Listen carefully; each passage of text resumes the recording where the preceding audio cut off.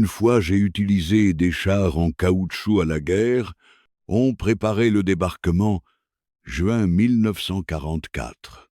Et crois-moi, si les Allemands comprenaient qu'on allait débarquer en Normandie, on se faisait massacrer avant même de poser le pied sur la plage. Alors, on a fait quelque chose d'assez particulier.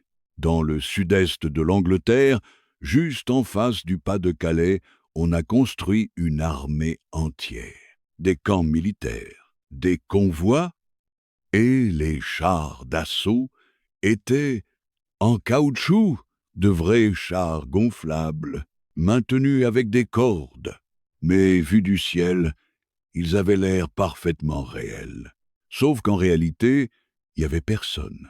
Les avions de reconnaissance allemands passaient au-dessus, prenaient des photos et voyaient des centaines de blindés prêts à attaquer. Alors ils en ont conclu que l'invasion aurait lieu là, dans le Pas-de-Calais.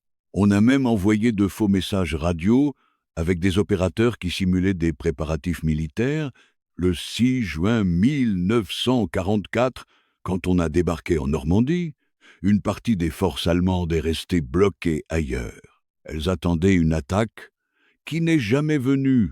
Résultat, moins de renforts sur les plages, moins de résistance, et un débarquement qui a réussi.